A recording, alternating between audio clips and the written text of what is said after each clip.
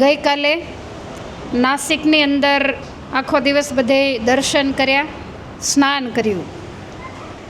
તો આ નાસિકનું નામ નાસિક કેવી રીતે પડ્યું? તો શૂર્પણખાનું લક્ષ્મણજીએ નાક છેદ્યું. અને અમુક વસ્તુ કેવી હોય કે આનું તો મૂર્તિમાન નાક છેદ્યું અને નાક કાપ્યું. એનું કારણ એ હતું કે ભગવાન રામની પાસે ગઈ કે મારે તમારી સાથે લગ્ન કરવા છે. તો કોઈને સીધું એવું ન પૂછાય, પહેલાં કંઈક તેલ જોવો, તેલની ધાર જોવો, આવું કીધું. એટલે રામે આમ સામે જોયું ત્યારે કીધું કે હું કુંવારી છું. હકીકતમાં એ કુંવારી નહોતી. પછી રામને એમ થયું કે આને કાંઈ છે નહીં. એટલે રામે કીધું કે મારી પાસે તો આ બેઠા છે, માટે મારો ભાઈ છે ને એ કુંવારો છે, તો એની પાસે તમે જાઓ. એટલે એ આમ વાંસો વળીને આમ ગઈ. એટલે ભગવાને એને કીધું કે આને કાંઈ છે નહીં. એટલે લક્ષ્મણજીએ તરત જ તૈયાર હતા એટલે એને નાક ઉડાડી દીધું. અને એ નાક કાપીને એ ટેરવું છે એને આમ ગોદાવરીને સામે કિનારે ફેંક્યું. એ જ્યાં પડ્યું તો નાક એટલે નાસિકા. આપણે મહારાજની વાલા તારી નાસિકા નમણે નાથ.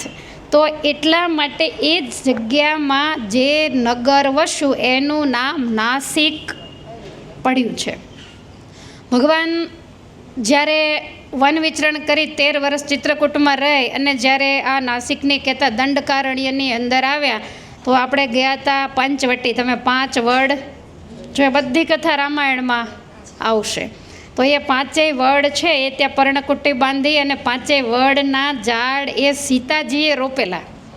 અને એ ઝાડ સીતાજી રોજ પાણી પાય 15 દિવસમાં મોટા વટ વૃક્ષ થઈ ગયેલા. આજે તમને એનું મૂળ કે થડ કે વડવાઈ કે કાંઈ ખબર પડે નહીં. 21 લાખ પુરાણું કદાચ એ વસ્તુ હોય ન હોય, પણ જગ્યા તો બધી. તો ભગવાન રઘુનાથજી આ નાસિક દંડકારણ્યની અંદર આવેલા. અને આપણા શાસ્ત્રોની અંદર તમે જુઓ ને તો 999 નદીઓ કહેવાય છે. એમાં ગંગાને હું એવું માનું છું કે ગંગાને પણ ઓવરટેક કરે એવી નદી હોય તો ગોદાવરી. ક્યાંય પણ નદીઓના નામ આવે એટલે ગોદાવરીનું નામ ફરજિયાત આવે ને આવે. ભગવાન રઘુનાથજી જ્યારે આ ધરતી ઉપર આવ્યા ને ત્યારે ભગવાનને ગોદાવરીની સાથે કરાર થયેલો કે મને તમે સેવા, વનમાં જવાના જ છો તો મને તમે સેવા આપજો. તો ભગવાન ગોદાવરી કાંઠે ન આવ્યા ને સીધા ચિત્રકૂટ ગયા. ત્યાં મંદાકિની છે. એટલે ગોદાવરીને બહુ ચિંતા થઈ. એટલે ભગવાને એને દર્શન દઈને કીધેલું કે અમે તો ત્યાં નહીં આવીએ, છેલ્લે આવશું 6 મહિના, પણ સેવા કરવી હોય તો અમારે 13 વર્ષ અહીંયા રહેવાનું છે. એટલે તમે ચિત્રકૂટના દર્શન કર્યા હોય તો આપણે પહેલી ગુફામાં જઈએ છીએ, ત્યાં ગુપ્ત ગોદાવરી છે. તો એ પર્વતમાંથી, મહેન્દ્રાચલ પર્વતમાંથી ગોદાવરી અહીંયાથી નાસિકમાંથી ચિત્રકૂટ જઈ અને ત્યાં પ્રગટ થયા. અને એણે ભગવાનની 13 વર્ષ સુધી સેવા કરી. તો એવો પવિત્ર ગોદાવરી નદીનો કિનારો છે. અને ત્યાં એ સીતાજીના વડ પર્ણકુટી અને ત્યાં ભગવાન નિવાસ કરીને રહેતા. જો 21 લાખ વર્ષ ગયા. એટલે કઈ જગ્યાએ ક્યાં હતું એ તો પછી બધાએ અંદાજ માંડીને બાંધ્યું હોય, પણ આખો જે નાસિક નગર છે આખું ભગવાનની ચરણ રજથી પ્રસાદીનું. તમે સવારે આપણા મંદિરની પાછળ કૂવો છે ત્યાં ગયેલા? તો ત્યાં વર્ણી વેશે મહારાજે આવીને સ્નાન કરેલું છે, દંડકારણ્યની પ્રદક્ષિણા કરેલી છે ગોદાવરીમાં. પછી કપિલા ગોદાવરી સંગમ છે ત્યાં સ્નાન કરેલું છે. અને જેટલા પવિત્ર સ્થાનો છે બધે જ ભગવાન ફરેલા છે. અને તમે કાલારામ મંદિરે ગયા હતા, બરાબર? ગોરારામ મંદિર છે ને ત્યાં ભગવાન ગોરા છે, અને કાલારામ મંદિર છે ત્યાં ભગવાન કાળા છે. તો રામ લગભગ ક્યારેય કાળા હોય નહીં. પણ એ જે મૂર્તિઓ 3 રામ, લક્ષ્મણ ને જાનકી, તો એ 3 મૂર્તિઓ ગોદાવરી નદીમાંથી જડેલી, એમાંથી મળેલી સ્વયંભૂ મૂર્તિઓ છે. અને એ વર્ષો પહેલાં એ મંદિર તમે જોયું એકદમ કાળા પથ્થરમાં, જેવું ત્રંબકેશ્વર મહાદેવનું છે એવા જ પથ્થરમાં એ મંદિર બનેલું છે. તો નાસિકનું બહુ આમ પ્રસિદ્ધ સ્થાન ગણાય કાલારામ મંદિર અને ગોરારામ મંદિર. એના ઉપર ઇન્દોરના મહારાણી અહલ્યાબાઈ હોલકર જ્યાં હોય તે એનું નામ આવે. હમણાં જ આપણી ગાડી આવી ત્યારે અહલ્યાબાઈ હોલકર ચોક હતો. તો એમણે બહુ મંદિરોના રિનોવેશનો કરાવેલા, બધા મંદિરો, હિન્દુ મંદિરો ઉપર સોનાના કળશો ચડાવેલા, તો એની ઉપર એ કળશ એનો ચડાવેલો છે. તો આવું આ પ્રસિદ્ધ છે. અને જ્યાં આપણે ગોદાવરીમાં સ્નાન કર્યું એને રામકુંડ કહેવાય. ભગવાન રામ પણ ત્યાં બહુ નાયેલા છે અને વર્ણી વેશે મહારાજ પણ ત્યાં નાયેલા છે. એટલે આપણો કાયમને માટે એવો આગ્રહ હોય કે ગમે એવા આરા બીજે સારા હોય, પણ જ્યાં ઠાકોરજી નાયા ત્યાં આપણે પ્રસાદીના જળમાં, કારણ કે આપણે આપણા શરીરને, આપણા મનને પવિત્ર કરવા માટે નીકળ્યા. તમે શેમાં નીકળ્યા ખબર છે? જાત્રામાં. જાત્રા એટલે શું? ત્રાસ વેઠવાની તેવડ હોય તો જ જાય, એનું નામ જાત્રા. આ કાંઈ ઘર નથી. સાંજ પડે ને તમને પલંગ યાદ આવે, ખાટલો યાદ આવે, અહીંયા કાંઈ, એ તો ગમેના બિછાના નાખીને સૂવું પડે.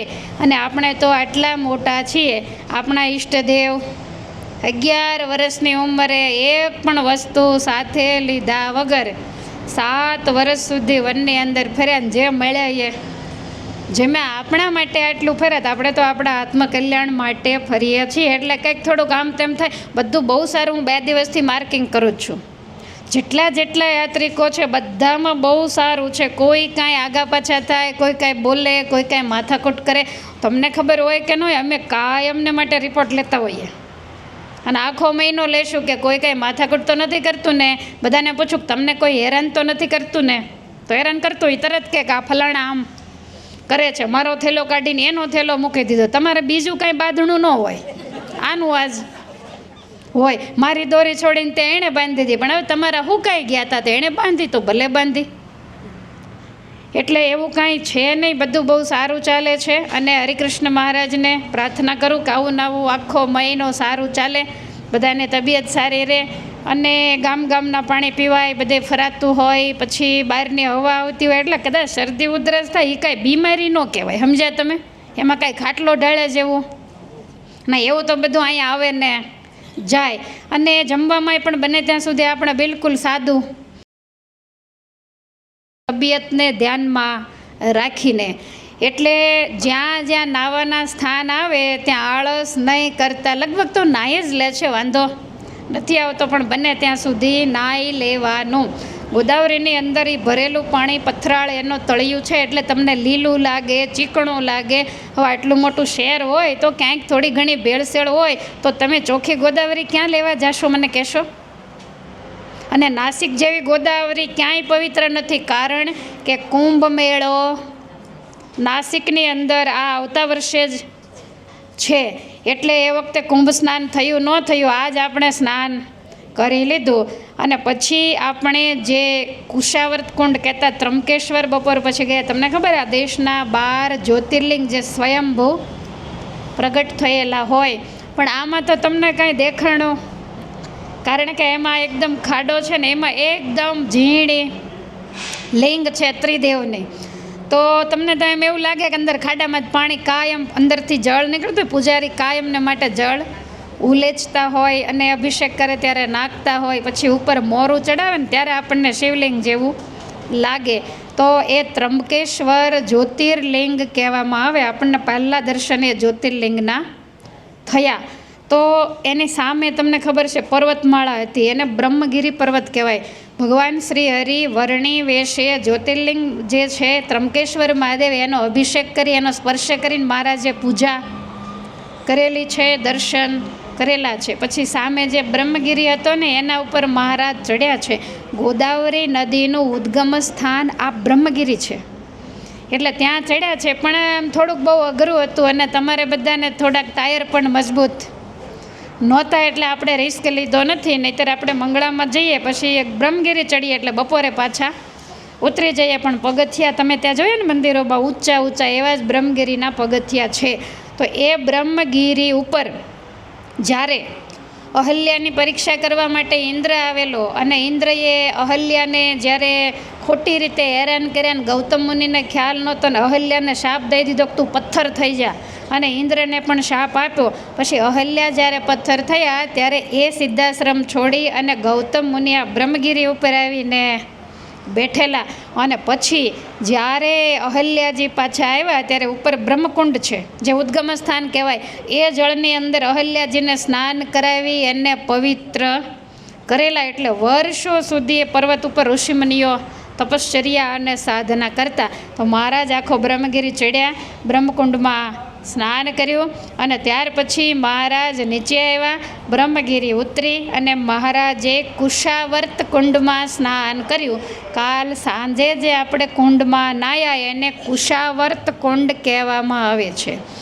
આ દુનિયામાં કોઈ પણ એવો ભક્ત નહીં હોય કે એવા સાધુ સંતો નહીં હોય કે એમાં નાહ્યા નહીં હોય. એટલે બહુ પ્રસાદીનો એક કુંડ કહેવાય. આજે તો બહુ સારું હતું, જ્યારે અમે જઈએ ત્યારે તો બહુ ડોળું ને ગંદુ, કારણ કે બધા માણસો એમાં નાહતા હોય. પછી તો કેવું હોય કે બહુ બુદ્ધિશાળી માણસ હોય એ બધા વળે એવું વિચારે કે બધા નાહ્યા હોય એમાં નાહીએ તો ઇન્ફેક્શન લાગે. અમે 15 વખત કુશાવર્ત કુંડમાં નાહ્યા, અમને કોઈ દી ઇન્ફેક્શન લાગ્યું નથી. એટલે મહીમાંથી આપણે સ્નાન કે હા, તબિયત ન સારી હોય ને અધુરસ્ત તો આપણે થોડુંક ધ્યાન જરૂરથી, કારણ કે પછી ખોટું હેરાન થવાય અને આખો મહિનો બગડે, એટલે એનું ધ્યાન રાખવું પડે. પણ હાવ કારણ વગરનું આમામ છાંટાવ નાખવાના નહીં, સ્નાન કરી જ લેવાનું. બધા એને કહું છું, પાછળવાળાને કહું છું કે અહીંયા બહુ ચોખલા થવાનું. પછી અહીંયા તમારી હાથ પેઢી ગોદાવરીમાં અગાઉ નહીં નાહી હોય તો એને બદલે આપણે આવ્યા છીએ, આપણા ઉપર મહારાજની કૃપા છે તો સ્નાન જરૂરથી કરી લેવું. અને તમારે બધાને ખાસ પછી એ કપડાં હોય એટલે નીચો આવીને પાણી ચોખ્ખું હોય એટલે, અને જો ન હોય તો હું તમને કહી જ દઉં કે તમે ઘરે જઈને ફરીવાર સ્નાન કરી લેજો, કારણ કે અમે પણ કરતા જ હોઈએ, પણ એવું કાંઈ ખાસ હતું નહીં. અને ત્રંબકેશ્વરની અંદર અમે જેટલી વાર આવ્યા 4 કલાક લાઈનમાં રહ્યો ત્યારે જ દર્શન થાય. અને ત્રંબકેશ્વરનો રોડ દેખાય ન, એકલા માથા દેખાય એટલું ટ્રાફિક કાયમ હોય. પણ હરિકૃષ્ણ મહારાજ માણકે ચડીને ભેગા આવ્યા છે એટલે તમને આટલા ચોખ્ખા દર્શન. નહીંતર ચારધામવાળા બિચારા ઓલા કાચમાં જ કરીને આવે, એ કે હેઠે કાંઈ હતું જ નહીં, બધા એના માથા પૂજારીઓ એકલા બેઠા હતા.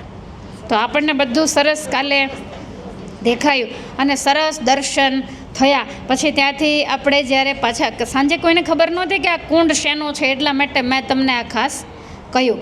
તો ત્યાંથી આપણે પાછા વળ્યા ને ત્યારે આપણે અંજનેરી મંદિરે ગયેલા. પાછળ બહુ ઊંચો અંજનાગીરી પર્વત છે, એના ઉપર ચડતા 3-4 કલાક બહુ સારા પગ હોય એને થાય. તો રામાયણની અંદર કથા આવે છે કે દશરથ મહારાજાને જ્યારે પુત્ર નહોતો ત્યારે એણે પુત્ર કામેષ્ટી યજ્ઞ કર્યો અને પછી એને અગ્નિનારાયણે પેલો ખીરનો પાત્ર આપ્યું અને કીધું કે બધી રાણીઓને તમે વહેંચી દેજો. તો નિયમ પ્રમાણે એમણે ખીરનો પડિયો અડધો કરી અને એ અડધો પડિયો એ કૌશલ્યાજીને દેવા માટે એ પડિયો લઈ અને એના મહેલે જતા. બધાના મહેલ અલગ હોય, રાણીવાસ દરેક અલગ હોય. તો એ જતા હતા, એમાં અચાનક સંભળી આવીને એ પડિયો ચાંચમાં લઈને ઉડી ગઈ. આવું થાય નહીં, પણ કુદરત કરે તો થાય. પછી એ પડિયો લઈ અને ઉડતી તમે વિચાર કરો કે એ ઉડતા કાલે જે આપણે દર્શન કરીએ અંજનાગીરી પર્વત ઉપરથી નીકળી. અને એ વખતે માતા અંજના આખી દુનિયાની ભીડ ભાંગે એવો દીકરો મારે ત્યાં પ્રગટ થાય, એના માટે કપિરાજ કેસરી, જ્યાં આપણે કાલે જવાનો હનુમાનજી મહારાજનું જન્મસ્થાન, ત્યાં આપણે કાલે જઈશું.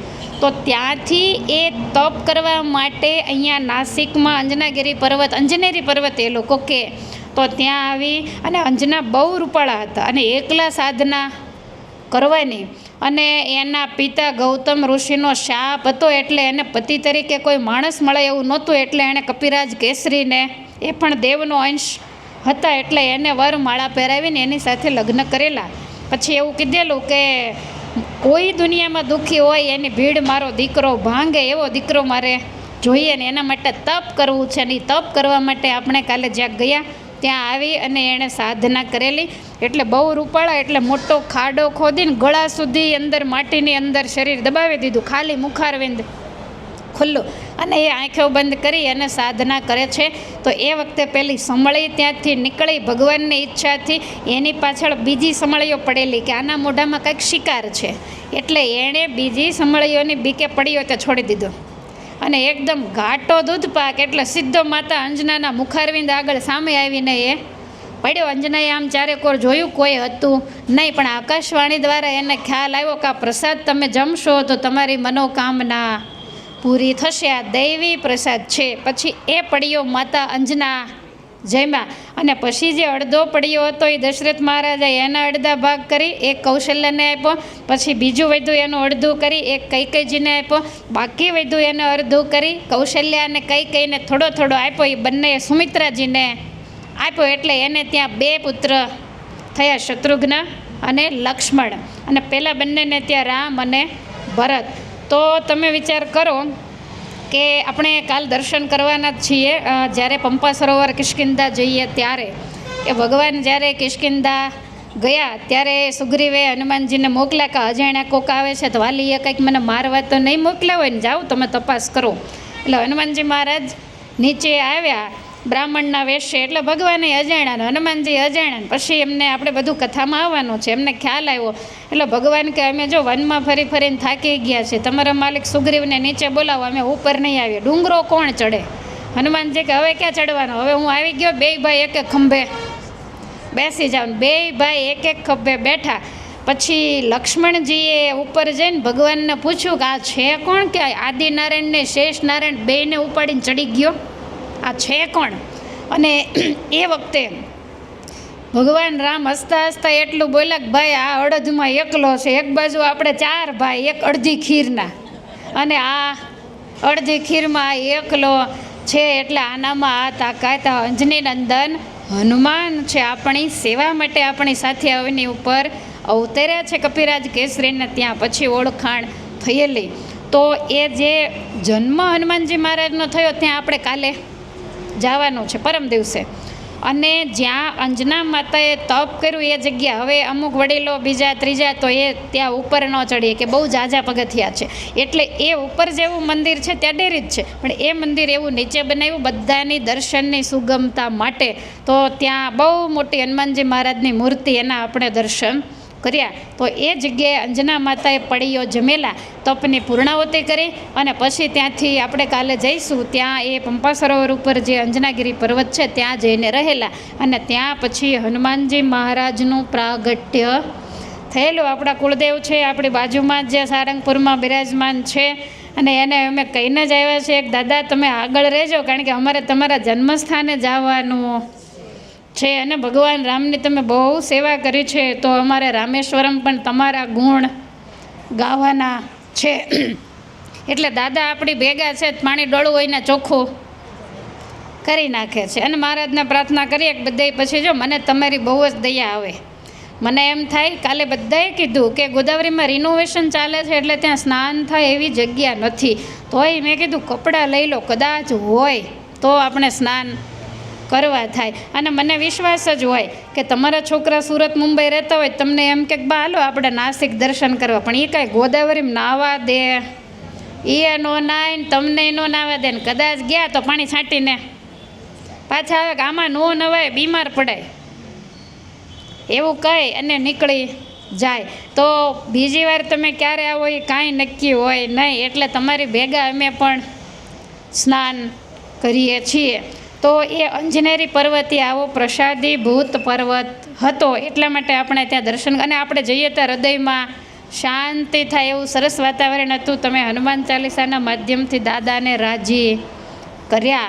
તો આ આખું જે નાસિક નગર છે એ અતિ પ્રસાદીભૂત છે. ત્યાંની દ્રાક્ષ બહુ વખણાય.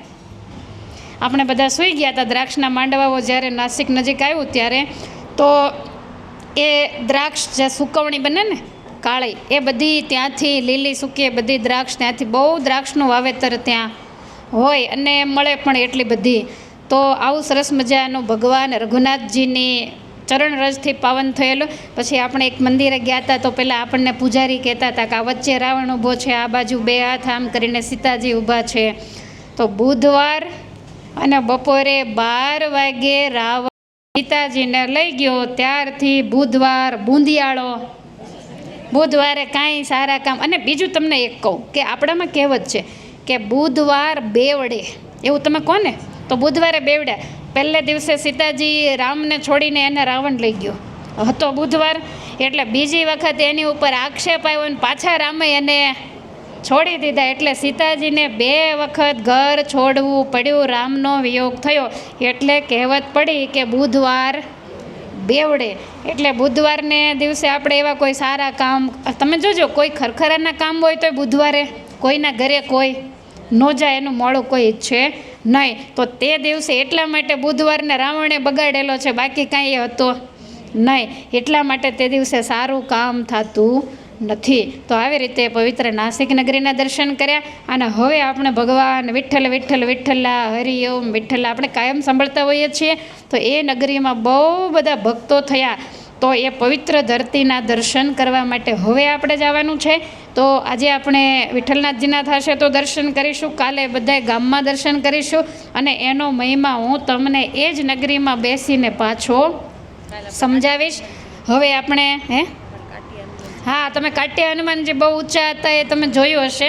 પાંડવો જ્યારે વનમાં ગયા ને એને જ્યારે મુશ્કેલી આવી ત્યારે એ બોરડીના કાંટાળા ઝાડ નીચે સ્વયંભૂ હનુમાનજી મહારાજ એની રક્ષા માટે પ્રગટ થયેલા. એટલે કાંટાવાળું ઝાડ એટલે એને કાટ્યા હનુમાન તરીકે બહુ ઊંચા હનુમાનજી મહારાજ હતા. તો એના પણ આપણે દર્શન કર્યા, કારણ કે આ નાસિકમાં પાંડવોના પગલાં પણ વનમાં ફરતા ફરતા પડેલા છે. તો હવે તમે બધાય બરાબર ભૂખ્યા થયા હશો, એટલે આપણે ઠાકોરજી જમાડીએ. થાળ પણ બની ગયો હશે. બોલો સ્વામિનારાયણ ભગવાન, હરિકૃષ્ણ મહારાજ.